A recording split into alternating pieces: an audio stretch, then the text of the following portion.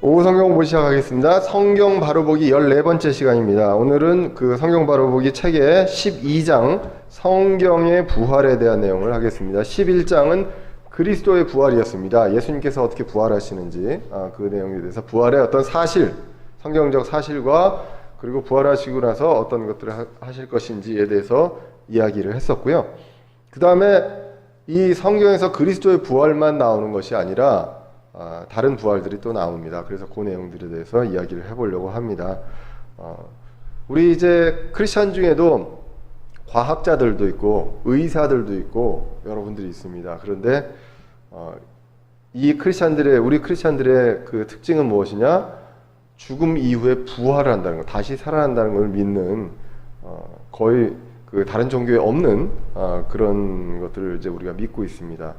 어떻게 믿느냐? 그동안에 그런 어떤 사례가 없는데 우리가 성경에 나와 있는 사례가 있고, 그리고 성경이 우리한테 믿음직한 말씀입니다. 왜 그러냐 하면 많은 우리가 성경에서 구약과 신약의 역사를 보면 거기에서 예수님께서 하나님께서 하신 말씀들이 그 이외에 이루어지는 것들을 보게 됩니다. 그리고 그것이 바로 우리나라의 국사책에 있듯이 이게 바로 이스라엘의 역사입니다. 역사책으로서 증명이 된 그런 내용입니다. 그래서 이 모든 것들, 과거에 일어났던 것들이 사실로 하나님께서 약속하신 대로 지켜오셨기 때문에 앞으로 약속하실 것도 지키실 것이다 라는 그러한 믿음을 우리가 갖게 됩니다. 믿음이라는 것들이 사람들이 보면, 제가 이제 지난번에 출장 갈 때도 누구하고도 이제 그 동행한 사람들하고도 얘기했는데, 믿는 것들에 대해서 우리가 정의를 보통 아무것도 묻지도 따지지 않고 믿는 걸 믿는다고 생각들을 하시는 것 같아요. 근데 여러분들 보시면 믿을 때 그렇게 믿는 사람은 없습니다. 다 따져보고 해보고 하지만 그 모든 것들을 다 확인해 볼 수는 없잖아요. 그죠? 몇몇 가지가 이게 맞다, 합리적으로 내 이성에 맞다 그러면 그 다음 믿어버립니다. 왜? 그 과거가 믿음직하기 때문에. 성경도 그런 것이죠. 우리가 성경에서 나와 있는 내용들이 이스라엘 역사 속에서 쭉 있었습니다. 쭉 있었고, 그 일이 있기 전에 하나님께서 예언을 하셨고 미리 보여주셨고, 그것이 그 이후에 역사적으로 이루어지는 것들을 이제 보게 되죠. 그렇게 하면서 앞으로 일어날 일들도 구체적으로 이야기를 해주신 것들을 이전에 이렇게 해주신 그 하나님께서 앞으로도 해주실 것이라고 믿습니다. 굉장히 구체적으로 나와 있는데, 만약에 이걸 이렇게 적어놓고 안 지키시면 정말로 대사기극이잖아요. 그런 위험이 있을 정도로 사실 부활에 대한 거는 그 사람들이 참 이성적으로 과학적으로 믿기는 어려운 사실입니다. 근데 성경에서는 부활을 엄청나게 많은 곳에서 이야기를 하고 있고, 우리도 부활할 것이라는 것들을 이야기를 하고 있다는 것이죠. 근데 그것을 우리는 믿습니다. 왜 믿냐 하면 그동안 그 성경 기록에서 보여주신 그 하나님, 그리고 우리와 함께 하신 하나님을 통해서 그것을 내가 판단해보고 생각해보고 그러고 이제 믿는 것입니다.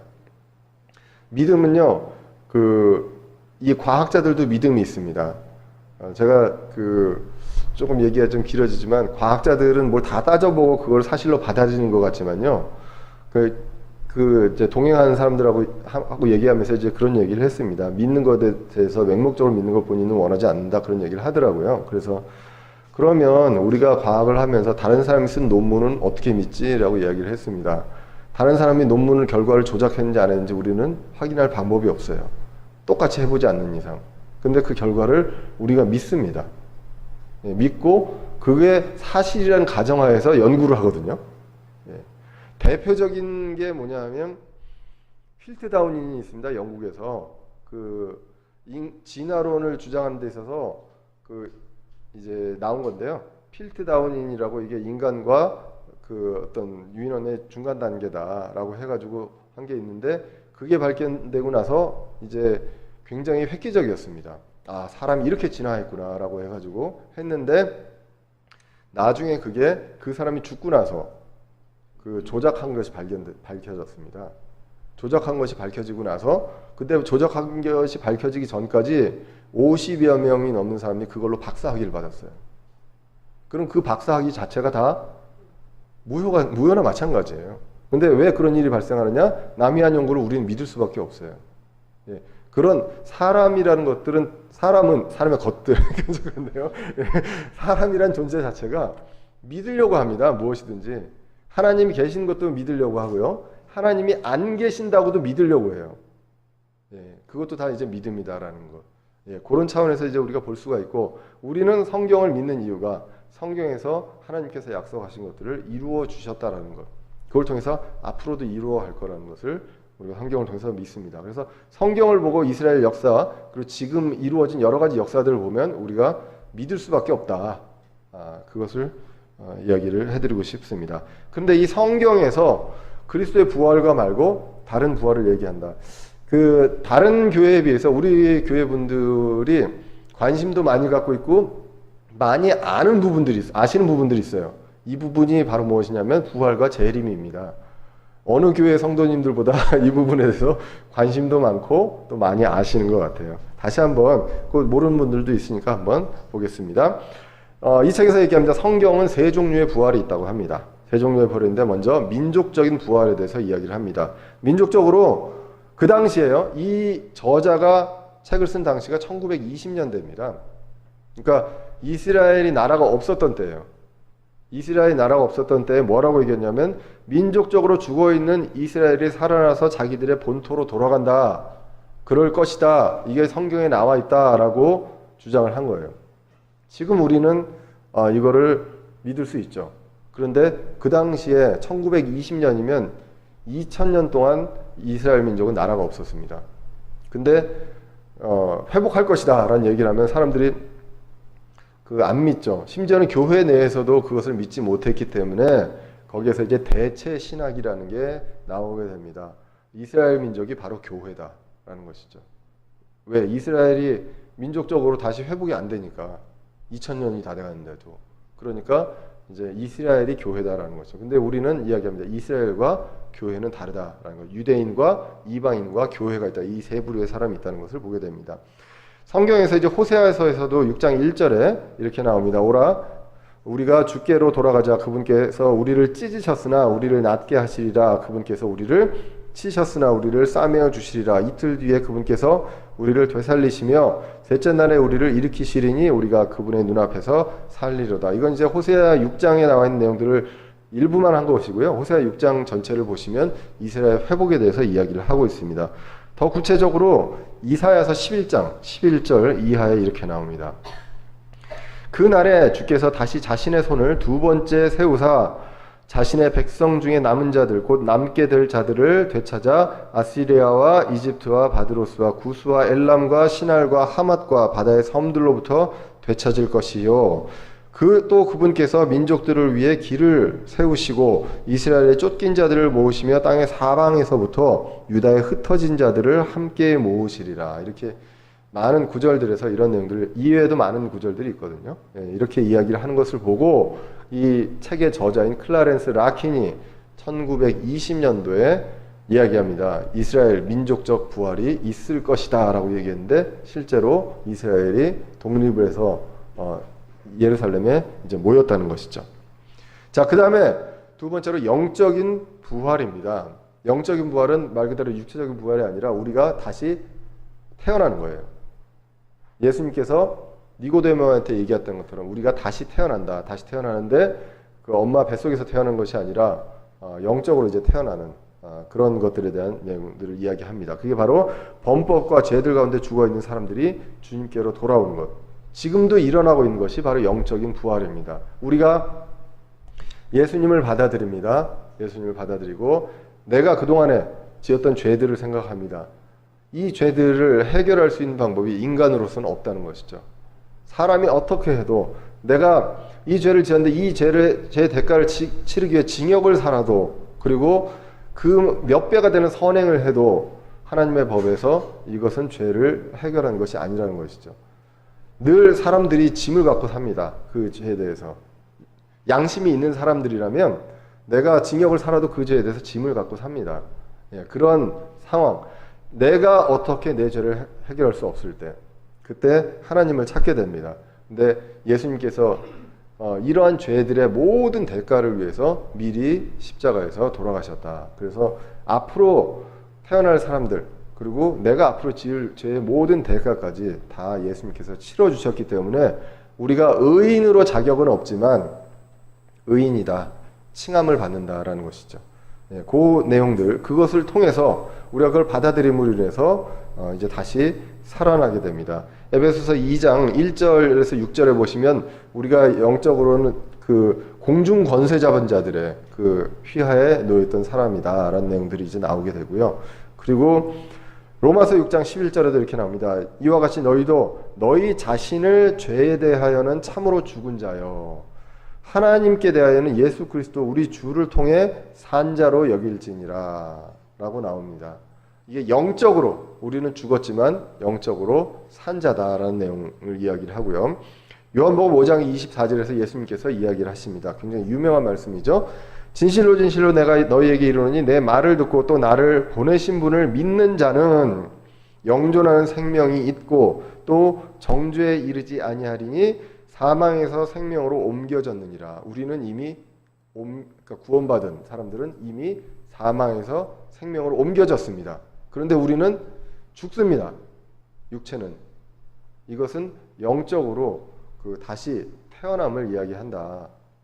이것을 성경에서 이야기합니다. 그리고 세 번째로 또 육체적으로도 부활한다는 내용이 나오게 됩니다. 이건 진짜로 우리가 죽어도 죽은 몸이 부활합니다. 죽은 몸이 부활하는데 믿는 사람만 부활하면 좋겠죠. 근데 믿는 사람만 부활한 게 아니라 믿지 않은 자들도 부활한다고 이야기를 하게 됩니다. 그래서 근데 먼저 육체적 부활에서 긍정적인 거, 우리 크리스찬의 육체적인 부활은 믿는 사람들의 육체적인 부활로서 예수 그리스도처럼 그분에서 죽은 자들이 부활을 한다는 내용입니다. 전체적으로 고린도전서 15장에서 쭉 읽어보시면 전체적으로 굉장히 긴 장이지만 그 내용에 나오게 됩니다. 이 뒷부분에서 다시 이 육체적인 부활에 대해서는 이야기를 하겠습니다.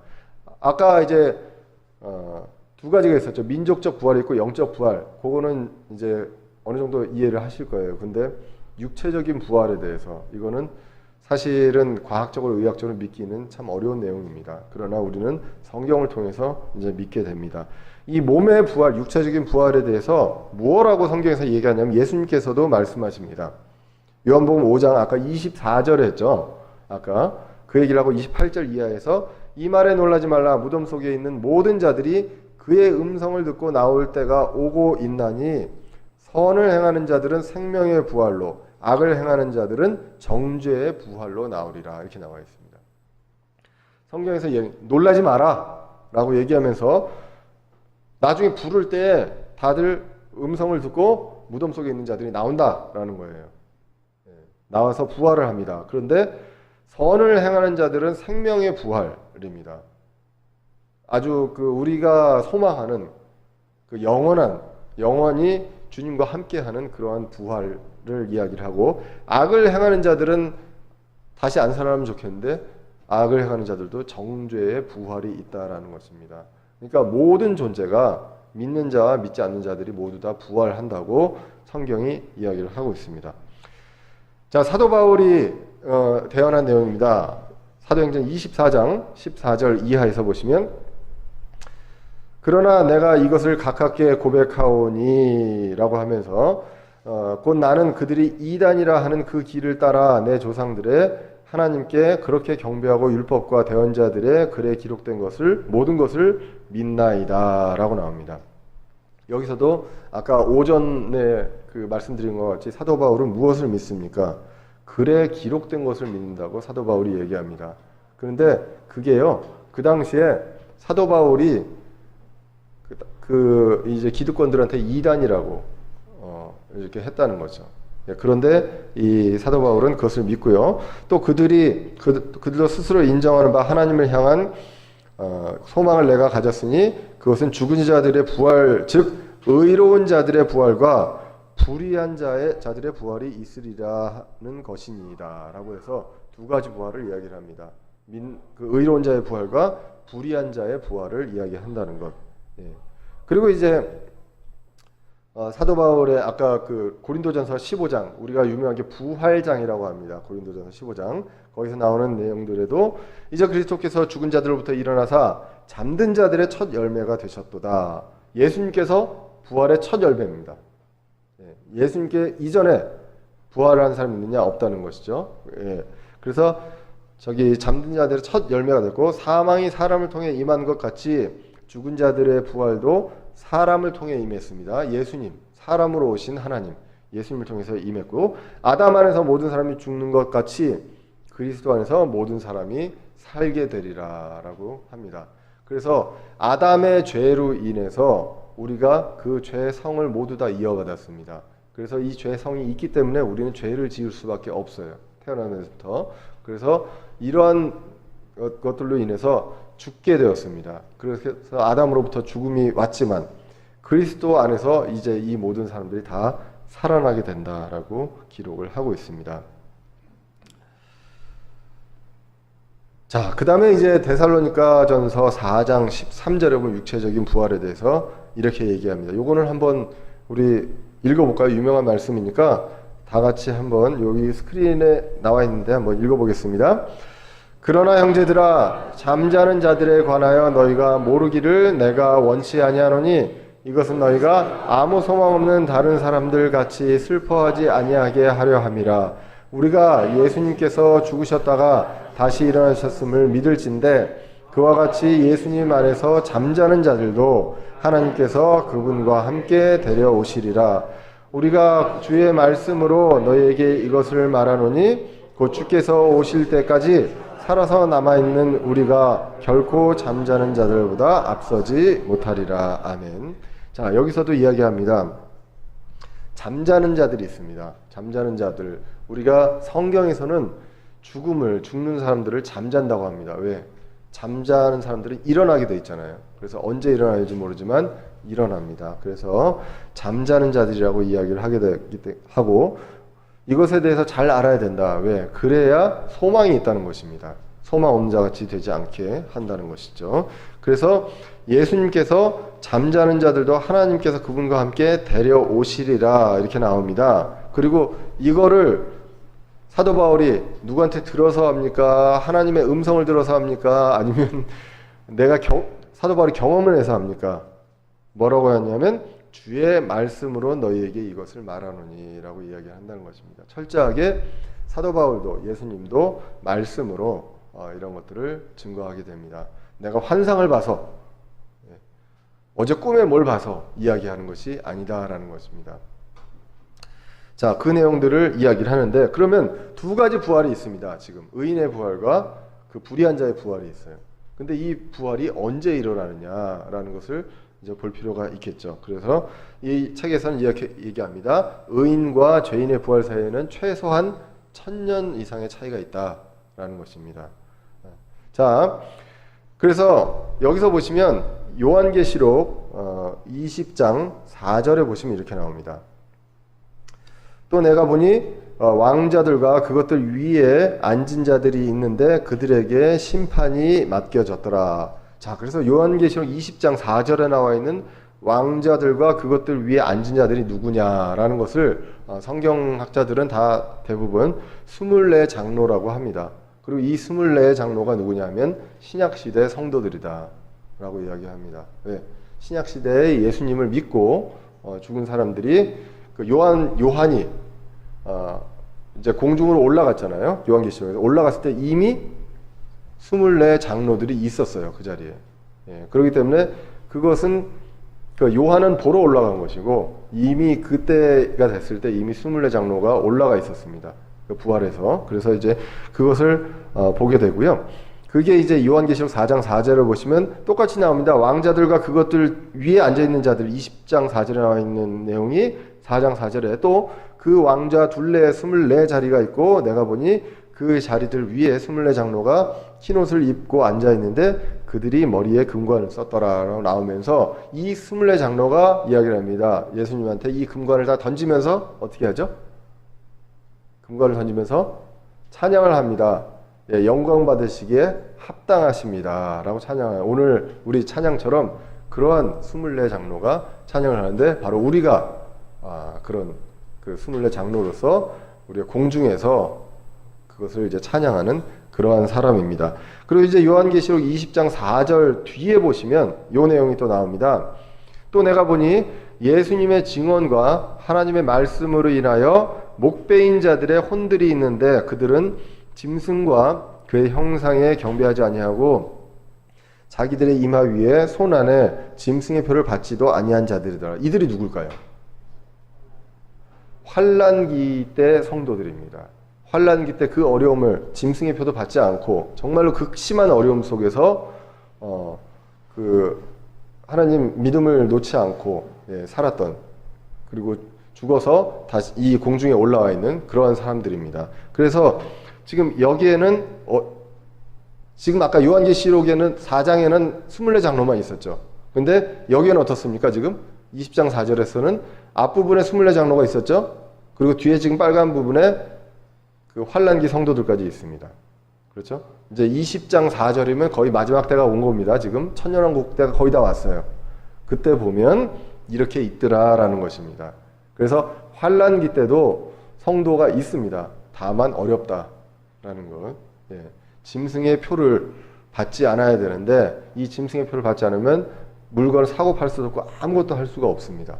그리고 여러 가지 극심한 환난이 있기 때문입니다. 그 7년 환난 동안에 그 환난기를 겪은 사람. 교회는 어떻습니까? 아까 다시 얘기하지만 4장 4절과 20장 4절 비교해 보시면 4장 4절은 환난기가 시작되기 전에 이미 올라갔어요. 그러니까 교회는 이미 환난기가 시작되기 전에 공중에 있습니다. 그 다음에 20장 4절을 비교해 보면 그 뒤에 환난기 성도들이 그 공중에 있는 것을 이제 보게 됩니다. 자, 그런데 그 뒤에 뭐라고 나오냐? 그들이 살아서 그리스도와 함께 1000년 동안 통치하되라고 합니다. 그러니까 이들이 다 성도들이에요.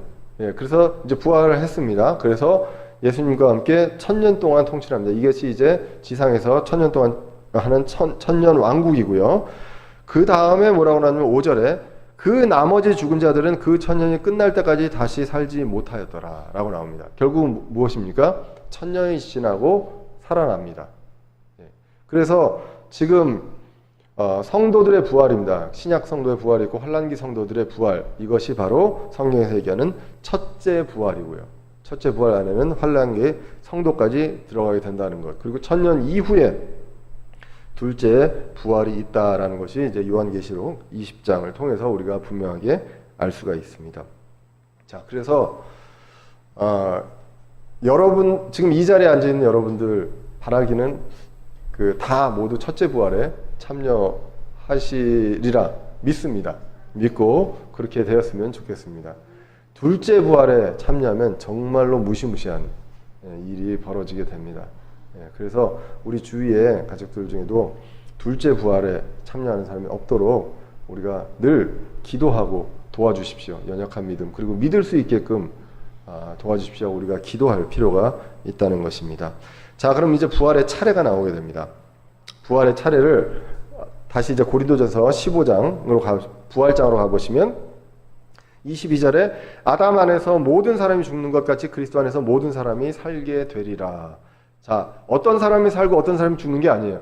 모두 다 살게 된다는 것입니다. 그러나 각 사람이 자기 차례대로 되리니 먼저는 첫 열매인 그리스도요. 그래서 그리스도가 첫 열매입니다. 나사로도 살고 그리고 과부의 아들도 살았지만 그 사람들은 죽고 산 다음에 다시 죽었죠. 이제 그것은 예수 그리스도가 부활한 거와는 다르다는 것입니다. 예수님께서 부활하실 때는 전혀 다른 몸으로 이제 부활을 하게 됩니다. 자, 그래서 첫 열매인 그리스도가 있고요. 그 다음은 그리스도께서 오실 때에 그분께 속한 사람들입니다. 그래서 그 신약 성도가 있고 환난기 성도까지 여기에 이제 들어가게 되죠. 그 다음에 15장 24절 그때에 끝이 온다고 합니다. 이제 예수님께서 비로소 지상으로 내려오시게 됩니다. 그래서 그때 그분께서 모든 치리와 모든 권세와 권능을 물리치시고 왕국을 하나님 곧 아버지께 넘겨드리실 때다. 지금은 어떻습니까? 지금은 공중의 권세 잡은 자가 이 세상을 지배를 하고 있습니다. 이것을 하나님께 넘겨드리는 그 세상 끝이 온다고 기록을 하고 있습니다. 다시 정리를 해보면 부활의 차례는 첫 번째 첫 열매 그리스도입니다. 그 뒤에 그리스도께서 오실 때까지 그분께 속한 사람들이 있습니다. 그리고 그 뒤에 끝이 옵니다. 마지막으로 천년왕국 후에 불의한 자들의 부활이 있다고 기록을 하게 됩니다. 자, 그 다음에 이제 육체적인 부활에서 우리가 한 가지 성경에서 그 재미난 구절이 있어요. 마태복음 27장에 보면 구절이 있는데 그게 바로 뭐냐면 첫 열매 성도들이라고 우리가 보통 명칭을 합니다. 마태복음 27장 50절에 보면 이런 말씀이 있어요. 예수님께서 다시 큰 소리로 외치시고 숨을 거두시니라. 이에 보라, 성전의 휘장이 위에서 아래까지 둘로 찢어지고 땅이 진동하며 바위들이 터지고 무덤들이 열리니 잠든 성도들의 많은 몸이 일어나 그분의 부활 뒤에 무덤 밖으로 나와서 거룩한 도시로 들어가 많은 사람에게 보이니라. 이렇게 이제 나오게 됩니다. 자, 예수님께서 십자가에 달리셔서 큰 소리로 외치시고 숨을 거두시게 됩니다. 다 이루었다 하고 이제 거두시게 되고 숨을 거두시게 됐을 때 그때에 예루살렘 성전에 휘장이 있었습니다. 휘장이 위에서 아래로 찢어지게 됩니다. 이 휘장은 굉장히 크고 높아서 이걸 사람이 위에서부터 이렇게 찍기는 어렵다고 이제 알려져 있죠. 그리고 이 휘장이 하던 역할이 무엇이냐? 지성소를 들어가지 못하게 지성소를 막고 있는 것입니다. 우리가 지성소를 들어갔을 때 구약 시대에는 아무나 들어가면 어떻게 되죠? 즉사합니다. 즉사하고 대제사장도 정해진 때에만 들어갈 수 있었습니다. 왜? 거기가 지극히 성스러운 곳이기 때문에 우리가 들어갈 수 없었습니다. 그런데 예수님께서 십자가로 피로 죽으시면서 이 지성소를 가리고 있는 휘장이 위에서부터 아래로 찢어졌다는 것입니다. 이제는 예수님을 통해서 우리가 하나님께 직접 나아갈 수 있는 어느 누구도 중간에 중개자가 없이 직접 나갈 수 있는 그것을 이야기한다고 우리가 알고 있습니다.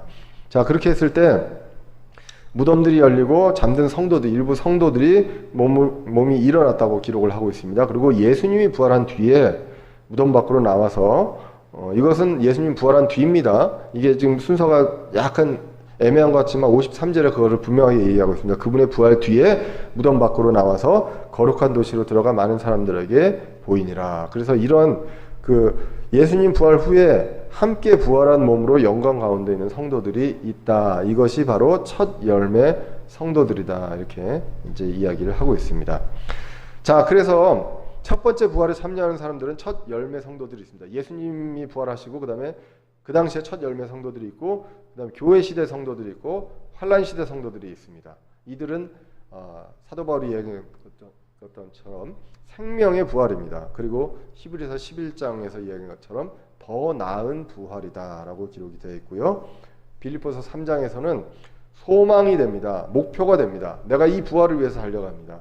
그 목표가 되는 것이 이제 빌립보서 3장 11절에 나옵니다. 그리고 이제 둘째 부활, 성경에서는 이제 이들을 둘째 부활이라고는 얘기를 안 하고요. 둘째 사망이라고 이야기를 하게 됩니다. 살긴 살았는데 둘째 사망으로 영원히 불못에서 이제 지내게 되는 그러한 일이 이제 일어나게 됩니다. 이것이 이제 사악한 자들의 부활이고요. 저주의 부활이라고 정죄의 부활이라고도 이야기를 합니다. 그리고 요한계시록 20장 12절에서 15절을 보면 천년왕국 후에 이제 부활을 해서 정죄를 받고 심판을 받고 흰 왕좌 심판을 받고 영원한 불호수로 가게 됩니다. 마귀와 사탄의 세력과 같이. 그래서 거기서 이제 영원히 거기서 있는 거예요. 우리가 그냥 한 얼마 동안 고통받고 그냥 내 존재가 없어지는 게 차라리 나을지도 몰라요. 그 당시에. 근데 그 존재가 있으면서 영원히 있는다고 성경이 기록을 하고 있습니다. 그래서 만약에 성경을 하나님의 말씀을 믿고 이게 사실 일어날 것이라고 믿는다면 이 둘째 부활, 둘째 사망에 가면 정말 무시무시합니다. 회복할 수도 없고요. 그래서 그런 것들을 우리가 생각을 해볼 필요가 있습니다. 이 책에서 나와 있는 그림이 있습니다. 그림이 이제 오늘 부활에 대한 내용들을 정리를 해줍니다. 맨 왼쪽에 이제 갈보리 십자가가 있죠. 십자가 있고 첫 열매인 그리스도가 있습니다. 그리고 첫 열매인 성도들이 있어요. 성도들이 있고 그 다음에 알곡을 수확한다고 하는 이것이 바로 교회 시대에 예수님을 믿는 성도들이 예수님 공중 재림하실 때 그때 다시 부활해서 올라가는 그런 것이 이제 알곡 수확이고요. 그 다음에 환란기 때 성도들이 있습니다. 이삭줍기라고 이제 되어 있는데 여기에는 이제 많은 유대인들도 이제 들어가게 되고요. 그 동안에 이제 우리가 올라가고 환란기 성도들이 있는 그 사이에 이제 7년 동안 환란이 있다라는 것이 이제 요한계시록에 나와 있습니다. 그 다음에 이제 이것이 그 위에 보시면 첫 번째 부활 초록색으로 나와 있죠. 첫째 부활에 다 포함되는 것이고요. 그리고 이제 천년 왕국이 아까 말씀드린 대로 있고 그 다음에 생명의 부활이 있고 저 끝에 이제 저주의 부활이 있죠. 그래서 저주의 부활이 바로 둘째 부활입니다. 그래서 이것은 축정이고요.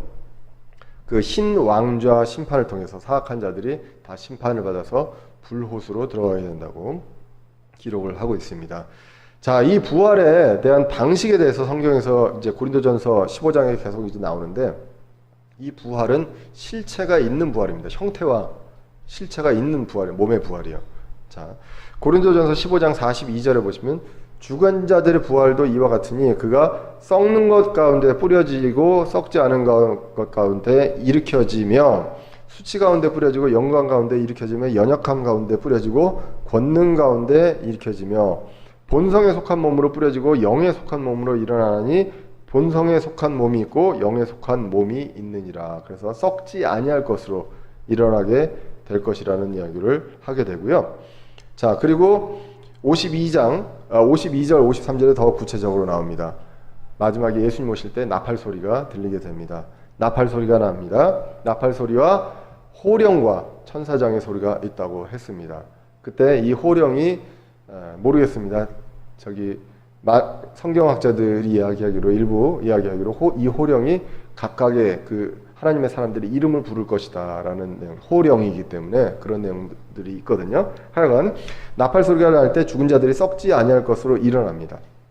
그래서 우리가 변화되리 그리고 그러니까 죽은 자들이 먼저 일어나게 되죠. 그래서 썩지 아니할 것으로 일어나게 되고요. 그리고 살아있는 사람들도 변화가 됩니다. 썩지 아니할 것으로 변화가 돼서 죽을 것이 반드시 죽지 아니함을 입으리로다. 그러니까 우리가 부활을 했을 때 실체는 있는데 이 몸의 상태가 달라진다는 거예요. 그래서 특성이 달라진 몸이 된다는 것입니다. 썩지 않는 몸이 되고요. 아까 그 다음에 고린도서 15장 50절에 보시면 뭐가 나오냐면 살과 피로는 하나님의 왕국을 상속받을 수 없다고 합니다. 그래서 피가 없는 몸이 될 것이다. 예수님도 피를 다 흘리시고 돌아가셨거든요. 이 피가 그리고 우리가 보통 죄에 대한 것들을 이야기할 때도 이 피를 통해서 죄 이제 됐다 이제 이런 내용들을 이야기하는 것처럼 아마도 피가 없는 몸이 되지 않을까 성경적으로. 그 다음에 이거는 이제 제가 집어넣은 건데요. 앞에 썩지 않은 몸 피가 없는 몸은 책에 나온 거고 중력을 거스를 수 있는 몸이 될 것이다. 왜 그렇습니까? 올라가거든요. 우리가 위로 올라갑니다. 자, 데살로니가전서 4장 13절에서 18절입니다. 주께서 호령과 천사장의 음성과 하나님의 나팔 소리와 함께 친히 하늘로부터 내려오시리니 그리스도 안에서 죽은 자들이 먼저 일어납니다. 그 당시에 죽어있던 사람들이 먼저 일어나고 그리고 그 뒤에 살아서 남아있는 우리가 그들과 함께 구름들 속으로 채어 올라가 공중에서 주를 만나리라. 분명하게 얘기합니다. 성경에서 공중에서 만난다고 기록을 하거든요. 근데 그때 우리를 부르십니다. 그래서 죽은 자들이 부활을 해서 올라가고 이미 부활된 몸으로 그리고 살아있는 사람들도 썩지 아니할 몸으로 변합니다. 변해서 중력을 거스르고 올라갑니다. 그 당시에는 그래서 올라가서 공중에 서 있어요. 역시 중력을 거스르고 있는 것입니다. 여러분들이 지금 여기 계셔서 중력을 거스르는 게 얼마나 힘든지 모르겠지만 비행기가요 중력을 이기고 공중에 서서 저기 성층권에서 이렇게 비행기를 하기 위해서 얼마나 많은 속도로 활주로를 달리는지 아십니까? 그거 빨리 안 달리면 안 뜨거든요. 그리고 우주선이라든가 인공위성이라든가 이런 것들 발사할 때도 굉장한 속도와 이런 것을 통해서 중력을 이길 수밖에 없습니다. 그런데 그렇게 치밀하게 수학으로 계산을 하고 이렇게 해도 정말로 힘들게 중력을 거스르는데 우리는 그냥 그때 그런 거 없이 공기의 저항 없이 아마 올라갈 겁니다. 공기의 저항이 있게 올라갔다면 우리 다 빨갛게 아마 될 거거든요. 그렇게 없이 다 올라갈 것입니다. 그래서 우리가 뭐라고 얘기합니까? 그러므로 이 말씀들로 서로 위로하라고. 이것이 위로가 됩니다. 실체가 없는 몸으로 더 이상 병도 없고 아픔도 없고 죽음도 없고 썩지 아니할 그러한 몸으로 올라갈 것이다 라고 성경이 이야기를 하고 있습니다. 그리고 또 순간 이동이 가능한 몸입니다. 누가복음 24장 31절이 무엇이냐면 누가복음 24장에서 예수님께서 부활하시고 나서 엠마오로 가는 두 제자를 만납니다. 만나서 쭉 이야기를 하면서 가세요. 그 얘기를 하는데 이 두 제자들이 이미 다 포기했거든요. 예수님 돌아가셔가지고 에라 모르겠다 나도 이제 내 고향으로 가련다 하고 있는데 근데 이제 거기에서 예수님을 만나고 예수님이 하신 이야기들을 못 알아들어요. 예수님인 줄 몰라요. 예수님이 얘기를 하시는데 근데 너무 좋은 거예요. 너무 좋았는데 그래서 그러면 우리 여기서 같이 머물면 어떻겠습니까? 선생님이요. 이렇게 얘기를 하죠. 그래서 머물러서 빵을 딱 떼는 순간에 눈이 밝아져서 예수님을 알아보게 됩니다. 알아보자마자 예수님이 싹 사라집니다.